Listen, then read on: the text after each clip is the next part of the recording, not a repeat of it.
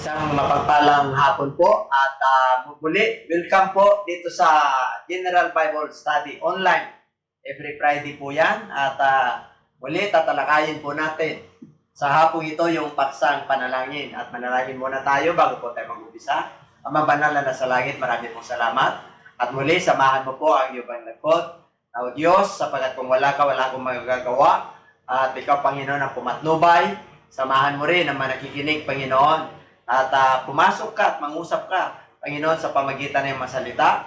I-anoint mo po ako, Panginoon, at iligay mo po ito sa mabuting kalooban, sa mabuting lupa. Pagpalain mo lahat ng nanonood, nakikinig sa online Bible study na to. Marami pong salamat, pagpalain mo kami lahat. Ito po ang aming samot dalangin sa pangalan mo, Panginoon Jesus. Amen. At sa hapong ito, ating tatalakayin po yung panalangin, part 2, sapagat natalakay na po natin ang part 1 na panalangin nung mga how many months ago, the meaning of prayer.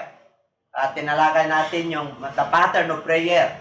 At ngayon po, bibigyan po muli tayo mga alituntunin o bakit ang panalangin ay napakahalaga sa ating spiritual growth. Prayer is essential to our spiritual growth. Kaya dito po sa 2 Chronicles 7:14, if my people who are called by my name will humble themselves and pray and seek my face and turn from their wicked ways, then I will hear from heaven and forgive their sins and heal their land. So makita po natin doon yung the word na prayer. Ang mga tumatawag sa kanyang pangalan, ang ibig kong sabihin, yung mga may relasyon sa Lord, yung nakakilala sa Diyos, bago po sila manalangin ay kailangan magpakumbaba muna. Ang ibig pong sabihin, kapakumbabaan at kailangan manalig ka na may Diyos. Sabi po yan sa Hebrew 11:6 na pagkailangan kausapin natin at lumapit tayo sa Diyos, kailangan maniwala tayo na may Diyos. Kaya ano po yan? Humble themselves and pray. O yan. Kailangan, pag tayo po ay nanalangin, iiwan muna natin yung ating kataasan. Kailangan kausapin natin ang Diyos na hindi nakikita at manalig po tayo na nandiyan siya at nakikinig at nakatunghay siya sa ating mga panalangin at naririnig at nakikinig siya sa ating mga sinasambit. And seek my face. Pag sinabing seek my face, yung presensya niya. Kailangan maramdaman mo yung presensya niya. At gusto niya pag tayo pa nananalangin, talagang seryoso po tayo na talikuran po natin and turn from their wicked ways. Para pakinggan po tayo ng ating Panginoon kasi banal po siya. Ayaw niya na tayo po ay makasalanan. Ayaw niya na gumagawa po tayo ng katampalasanan na hindi ka nais-nais. Kaya yung iba hindi sila pinapakinggan ng Lord. Bakit? Kasi po hindi sila tumatalikod sa kanilang mga masasamang gawain. Dito lang makikinig ang ating Lord. I will hear from heaven. Pero nyo po, mula sa langit, papakinggan niya po tayo. Grabe po ang ating Panginoon. And will forgive their sin and heal their land. Kaya pag mararamdaman nyo po na pag tayo po ay nananalangin, maramdaman po natin yung presensya ng Diyos. Na talagang napatawad po tayo, talagang nakukonvict po tayo, pag tayo po ay nagagawa ng mga kasalanan sa harapan ng Lord. Yung sinabing heal their land dyan, ibig pong sabihin, gagabutin niya yung ating yung mga ating negosyo, ayusin niya yung ating kabuhayan. Heal yan, heal their land. Ibig sabihin po, mapagpala po tayo maging sa ating financial, sa mga provision ng Lord sa ating mga buhay. Kaya ganyan katindi po ang panalangin. Ngayon, a prayer is essential to our spiritual growth. Why? Okay. Prayer is a communication with God. Ito po ay pagkikipag-ugnayan sa Diyos. Pag sinabing communication, hindi naman po natin nakikita ang Diyos. Pero naniniwala po tayo na may Diyos. At nagtitiwala tayo sa Kanya, natutukunin tayo ng Diyos. O kaya mahalaga po, yung communication na dyan, hindi pwedeng one-way communication. Two-way yan. Ikaw yung nagsasalita, ikaw yung nagbabasa sa kanyang salita, At ang Diyos ay kakausapin ka sa pamagitan ng kanyang banal na Espiritu at sa pamagitan ng kanyang salita. Kaya, ang ibig po sabihin dyan, hindi yung kakausapin ka talaga na yung audible voice na marinig mo siya. Sa pamagitan po ng patnubay ng banal na Espiritu Santo at sa pamagitan po ng kanyang salita, personalized po nakakausapin po tayo ng ating Panginoon. Just like what communication does in human relationships. Prayer strengthens the relationship we have with God. Kaya napakahalaga po na kausapin natin ang Diyos. Kasi ito po yung nagpapatibay sa ating pagkikipag-ugnayan sa Diyos. Our flesh doesn't want to pray. Sa totoo lamang po, ang laman po ay ayaw manalangin. Sinabi po yan ng ating Panginoon sa Matthew 26:41. Watch and pray. Kaya sabi niya, magbantay kayo at manalangin. Lest you enter into temptation. The spirit indeed is willing, but the flesh is weak. Ito po. Ang kanyang malagad po nung tulong po siya sa panalangin dahil sa Garden of Gethsemane po yan. Malapit na po siyang i-crucify dyan. Kaya tulog po yung kanyang mga lagad dyan. Kaya ang sabi niya, magbantay kayo at manalangin. Ganon din po tayo. Kasi po, talagang mahina po itong laman. Yung ating espiritu ay nais siyang manalangin. Kaya lang dahil sa abala, mahina, maraming ginagawa, naagaw yung ating atensyon sa pagkikipag-usap sa ating Panginoon, kaya nawawala yung ating focus. Kaya, para hindi tayo mapasok ng tukso, kailangan lagi tayong manalangin. Sa Galatians chapter 5 verse 17, ano pong sinabi po ron, mga kapatid? For the flesh lusts against the spirit, and the spirit against the flesh, and these are contrary to one another, so that you do not do the things that you wish. Kaya sabi po rin, sapagkat ang laman ay nagnanasa laban sa espiritu, at ang espiritu ay laban sa laman, sapagkat ang mga ito ay laban sa isa't isa, upang hindi ninyo magawa ang mga bagay na nais ninyong gawin. So, pag tayo po ay lumalakad po sa kalooban ng Diyos, talaga pong nag-struggle yan naglalaban po yung espiritu at laman. Kaya kailangan mas mataas po yung spiritual po natin. Ibig po sabihin, mas mataas yung ating pagtitiwala sa Diyos, hindi yung ating sarili. Kasi mahina po ito. Yan ang testing of faith ang tawagin. Kaya pag tinis po tayo ng ating Panginoon, kailangan nangingibabaw po yung spiritual po natin para makasunod po tayo sa mga alituntunin at sa mga utos ng ating Panginoon. Know the importance of prayer. Kailangan malaman po natin ang mga kalagaan ng panalangin. Ano po yun? It strengthens our relationship with God. Tingnan niyo po, pag tayo po ay nananalangin, ang ibig po sabihin, nakikipag-ugnayan tayo. Nakikipag-usap tayo sa ating Panginoon Diyos.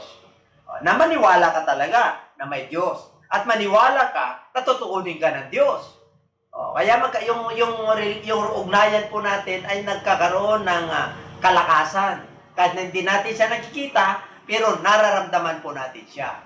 Kaya lumalakas po yung loob natin, lumalakas yung ating spiritual, pinapalakas po tayo ng ating Panginoon. It signifies the Lordship of Jesus in our lives. Yan yung pangalawa. Ibig po sabihin, talagang nagpapakilala sa iyo at napakalaga yung pagkapanginoon ng ating Diyos sa ating mga buhay. Ibig po sabihin, siyang nangunguna po sa ating mga buhay.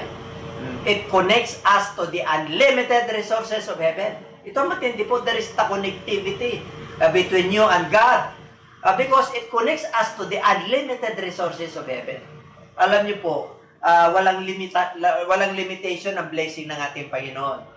Bagamat tayo po ay nakakaranas ng pandemic po ngayon, but the Bible tells us, sinabi po yan sa Philippians 4:19, but my God shall supply all your needs.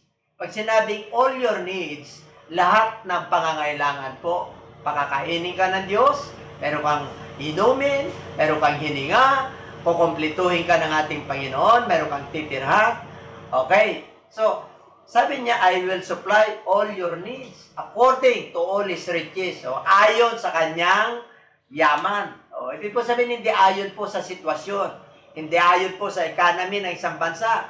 Kundi pag anak ka ng ating Panginoon, isusupply niya. May kapamaraanan ng Diyos. O, hindi yung kapamaraanan ng tao. O, kaya ganun katindi yung connectivity natin. There is the unlimited resources of heaven. Kaya matindi ka kapatid, matindi ka mga mananampalataya at sa mga viewers. O, consider Him as the God who listens. Ayan, kailangan, we must consider na if we come to God, to our Lord Jesus Christ, we must consider Him as the God who listens. Na nakikinig po siya. Bagamat minsan po, hindi dumarating po yung ating desire, yung mga ninanais. Pero may takdang panahon ng ating Diyos. Hindi yung panahon po natin na ito na yung kailangan ko, Panginoon. Unless na talagang instant. Mayroon naman po tayong ganun, instant talaga. Tutugunin tayo ng Lord. Marami ng bagay na instant po, tinutugon tayo ng ating Diyos.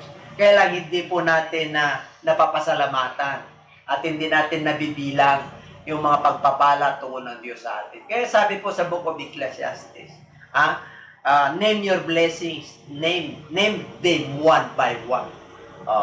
Kaya sa tutulang po, pag-gising pa lang po natin ng umaga, hanggang tanghali, hanggang hapon, hanggang gabi, pagtulog po natin, pwede po natin bilangin ang pagpapala ng Diyos sa araw-araw.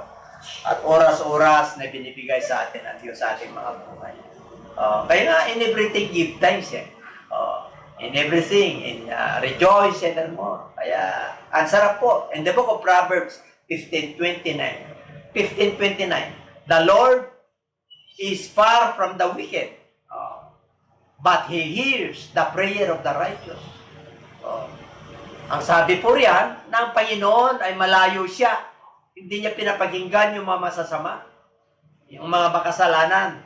Ang kanyang pinapakinggan ay yung mga panalangin ng mga matutuwid. Kaya pag wala kang reserba sa Lord, tumatagos talaga yung ating panalangin. Nalulugod ang Diyos sa atin pag tayo po ay nananalangin po sa ating Panginoon. Jeremiah 33 verse 3, call to me and I will answer you and show you great and mighty things which you do not know. Pero mo, yan yung tinatawag na 24/7. 24/7. Kumbaga sa talagang hotline niya ng Diyos. Na pag ikaw ay matuwid at anak ka, anytime. Pwede mo siyang tawagin. Kaya sabi niya, call to me. Tawagin mo ako. Manalangin ka sa akin. Tutugunin kita. At ipapahayag ko yung mga dakilang bagay na hindi mo pa alam. Ang ibig po sabihin, may mga bagay na nakahanda para sa mga anak ng Diyos na minsan ang hinihiling mo ay halimbawa, isang bagay lang. Naghihiling ka na yung cellphone mo medyo ma-upgrade. Hindi lang cellphone na ibibigay sa iyo ng Diyos. May pera pa. May pangdamit ka pa. Kasi gano'n ang Diyos Kaya sabi niya, I will show you mighty things that thou knowest not. Lalo na po, pag ikaw ay manggagawa ng Diyos, trabaho ka lang ng trabaho, sunod ka lang ng sunod sa ating Diyos, ay matindi ka kapatid pagka ganyan. Tawagin mo siya, 24/7 po. Hotline, hallelujah, 24/7 ang mata ng Diyos, 24/7 ang tainga ng Diyos, 24/7 ang pagkilos ng Diyos sa kanyang matutuwid na mga anak. Don't focus on your feelings. Ayan, ayaw ng Lord. Tayo po ay nakapokus sa ating mga emosyon. Ayaw ng Diyos yan. Ang gusto niya, mga kapatid, pag tayo po ay nananalangin, nakapokus po tayo sa kanyang mga pangako. Kaya sabi niya, for in it the righteousness of God is revealed from faith to faith, as it is written, the just shall live by faith. Ang sabi ng ating Panginoon sa Romans 1:17, sa wikang Tagalog, sapagkat dito ang katwiran ng Diyos ay nahahayag mula sa pananampalataya hanggang sa pananampalataya gaya ng nasusulat. Ngunit ang tao matuwid ay nabubuhay sa pamagitan ng pananampalataya. Kaya pag matuwid ka, may tugon o walang tugon ng Diyos, panampalataya ka. Kasi nabubuhay ka sa pananampalataya. Maaaring sa panahon ngayon ay hindi mo nakamtan yung tugon ng Diyos sa iyo. Pero darating ang panahon, yung perfect time ng Lord. Darating sa iyo yung mga desire mo sa ating Panginoon. Yung mga gusto mo, ibibigay sa iyo ng ating Panginoon. Ganyang katindi yung Diyos natin na pinaglilingkuran. Kaya sabi niya sa 1 Thessalonians 5:17, pray without ceasing. Ang ibig po sabihin, manalangin na walang patid. Ang ibig po sabihin, kahit sa isip mo lang, kahit sa puso mo lang, wala kang binibigkas, pero nagpapasalamat ka sa Diyos. Kinakausap mo ang ating Panginoon kahit na may trabaho ka. Yung ibig sabihin, pray without ceasing. Pwede kang manalangin. Hindi lang 3 times a day. Pwede kang manalangin kahit na anong oras. Hindi kondisyon yung feeling yan. Depende yan sa heart mo. Sa ating Panginoon, depende yan sa ugnayan mo sa Lord. It depends on your relationship with God. Lalo na pagka may matindi kang mga problema, tiniling sa Diyos. Ay, kausapin mo ang Diyos. Alam niyo po, pag kinakausap natin ang ating Panginoon, talagang Tatay, my Lord, my God, you know my situation. Alam niyo po ang aking nararamdaman. Pari may karamdaman po tayo. Humingi ka ng habag. Pari mayroon kang problema sa asawa, sa pamilya. Humingi ka, Lord, kabagan mo ako. Have mercy, Lord. Kitang-kita ng Lord, lalo na pag lumuha ka, naku, tutuwag Diyos sa'yo. Yung iba kasi mababaw eh. Kaya minsan pinapalalim ng Lord yung ating mga problema para palalimin po natin yung ating mga panalangin. Kasi habang mabigat po ang problema, because the Bible tells us that the Spirit, that God is within our spirit. Ibig sabihin, tinitimbang ng Diyos yung Espiritu. Ay ibig sabihin, pag matindi po yung pangangailangan natin, at matindi po yung mga problema natin, at lumalapit po tayo sa ating Panginoon na talagang nakikita niya yung ating kalungkutan, nalulungkot din ang Lord. Siyempre ayaw niya po na tayo po ay malungkot dahil anak niya po tayo. Kaya palalimin po natin yung ating panalangin, magbigay po tayo ng panahon, magbigay po tayo ng araw, schedule na katakda. Nakausapin po natin ang Lord.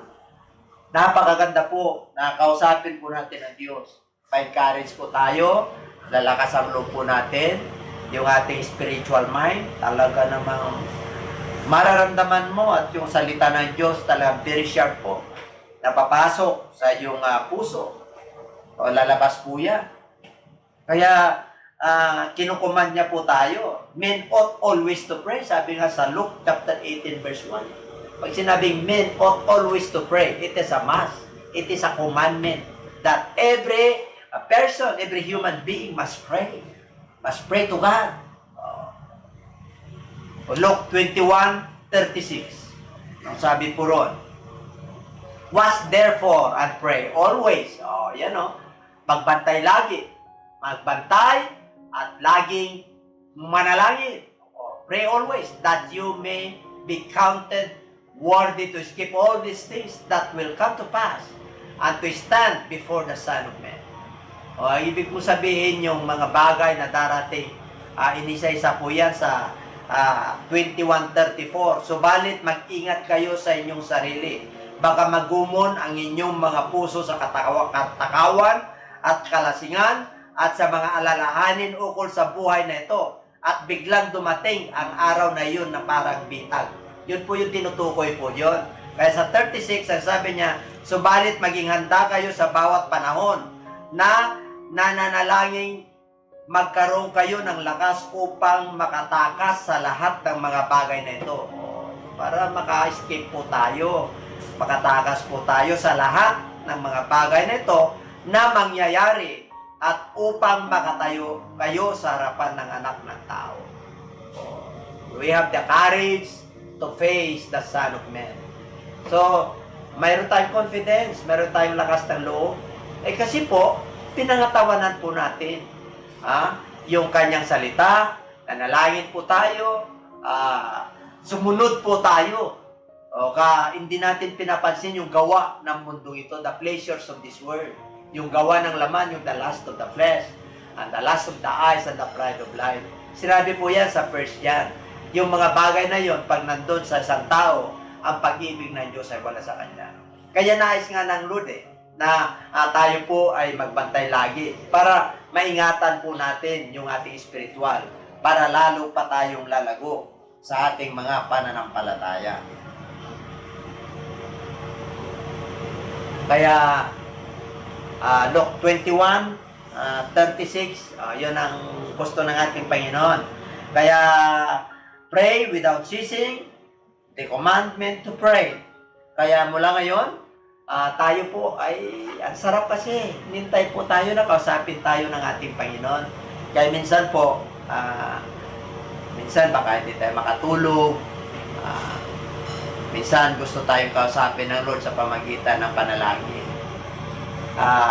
Magbabasa po tayo ng kanyang salita, bulay-bulayin po natin ang kanyang salita. Ang ibig po sabihin na kinakausap natin yung lumikha sa atin. Kaya nalulugod ang ating Panginoon. Kaya nga sabi po sa Psalms chapter 37, kung mayroon po kayong desire, inihingi sa ating Panginoon, ano sabi doon sa 37:4? Delight yourself unto the Lord, and He will give thee the desires of your heart. Magpakaligaya ka, magpakasaya ka. Ibig sabihin, manalangin ka, magsamba ka, magpuri ka, umawit ka. Parte po yun ng panalangin para maramdaman po natin yung presensya ng ating Panginoon. So, sa susunod po, meron tayong part 3. Abangan nyo po yan. Sa susunod po, Lord willing, intercessory po tayo. At magandang hapon, tayo po ay magpasalamat sa Diyos. Mapagpalang Ama, salamat po sa simpleng mensahe po at tinuruan mo muli kami sa pamagitan po ng panalangin. And nawa Diyos, kami po ay makasunod, Panginoon. Napakahirap manalangin. At ang laman po ay talagang ayaw, mahina ang laman na to. Kaya humingi po kami ng patawad, Panginoon, sa mga lapses po namin, sa mga kainaan namin pagdating sa panalangin. Sana po, tulungan niyo po kami, pangkuskus po kami, para masunod po namin at lagi ka namin makaulayaw, lagi ka namin makausap. Maraming salamat po at muli pagpalain mo po ang lahat ng nanonood, pagpalain mo po lahat ang mga kapatiran. Maraming pong salamat sa lahat ng mga viewers. Salamat po din sa YouTube channel at saka Facebook page ng GCLTA. Salamat po at patuloy mo na ingatan ang bawat isa. Provide mo ang pangalan ng bawat isa. Nagiging bansa po namin. Patuloy o Diyos na magmahalan po ang mga mamamayan. Provide mo po ang pangailangan po ng aming bansa, Panginoon. Yung aming mahal na Presidente, Panginoon, nabigyan mo po siya ng lakas ng loob, yung kanyang physical, Panginoon. Ingatan mo po siya sa virus na to at ilayo siya, Panginoon, sa mga mabibigat na karamdaman. Pagpalain mo lahat ang mamamayang Pilipino dito sa aming bansa, maging sa labas ng bansa. Salamat po na marami, ang kapapuriktang kapurihan at pasasalamat ay binabalik po namin sa iyo sa pangalan mo, Panginoon Jesus. Amen.